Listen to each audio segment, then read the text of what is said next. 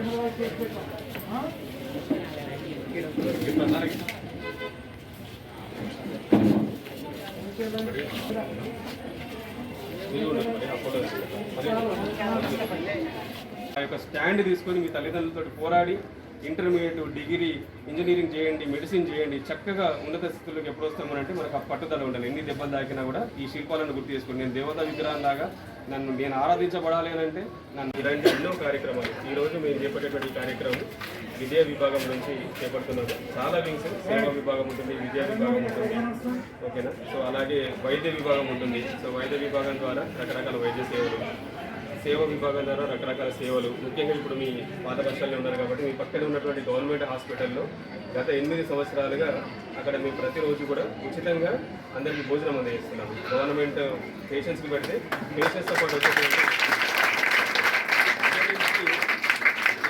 సంస్థ తరఫున మనకి ప్రతిరోజు ఒకరికి భోజనం పెట్టడం జరుగుతుంది. సో 8 సంవత్సరాలుగా కంటిన్యూ చేస్తున్నాము. అలాగే ఈ విద్యకు సంబంధించినటువంటి విషయంలో గత పోయిన సంవత్సరాలలో కలెక్టర్ గారు అప్పుడు మనకు ఒక పిలుపునివ్వడం జరిగింది. ఎవరికైనా పిల్లలకి అంటే ముఖ్యంగా 10th క్లాస్ పిల్లలకి, ఎందుకంటే లేట్ నైట్ క్లాసెస్ ఉంటాయి కాబట్టి మరి వాళ్ళకి ఫుడ్ అవసరం ఉంటుంది కదా, స్నాక్స్ అవసరం ఉంటాయి కాబట్టి స్నాక్స్ ఏమైనా మరి ఏదైనా వాలంటరీ ఆర్గనైజేషన్స్ ఎవరైనా ఉంటే కనుక ముందుకు రండి అని అంటే ఇప్పుడు దాదాపు మనము 2019-20 అంటే కరోనా బిఫోర్ దాదాపు 2 lakhs ఖర్చు పెట్టేసి 2 to 3 lakhs ఖర్చు పెట్టేసి దాదాపు ఒక 40 నుంచి 50 స్కూల్స్కి మనము 2 నెలల పాటు వాళ్ళకి 10th క్లాస్ పిల్లలకి స్నాక్స్ అందజేసాం. అంటే అటుకులు, పొడి రవ్వ, నూనె, వాళ్ళకి కావాల్సిన టిఫిన్ తయారు చేసుకోవడానికి కావాల్సిన ఐటమ్స్ కూడా మనం ప్రొవైడ్ చేయడం జరిగింది.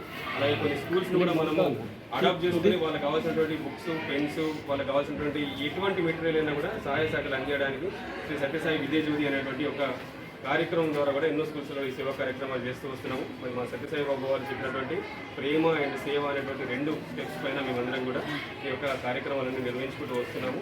సో మీరందరూ కూడా ఫ్యూచర్లో ఇప్పుడు ఈరోజు మీరు గ్రహీతలుగా తీసుకునే వాళ్ళుగా ఉన్నారు.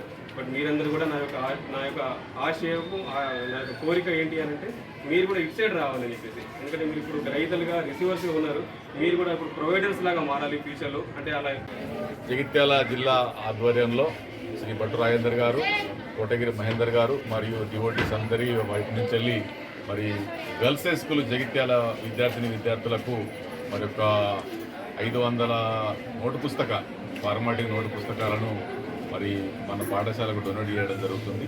మరి ఎవరైతే జహాకం వహాహం, ఎక్కడైతే అవసరం ఉంటుందో నీడ్ ఉన్నటువంటి విద్యార్థులు ఇక్కడ ఉన్నారు. ఇక్కడ బాలసదన్ అని, సెమీ అర్బన్ హాస్టల్, అట్లాగే గర్ల్స్ హై స్కూల్ ఉన్నటువంటి స్టూడెంట్స్ ఎక్కువ ఉంటారు.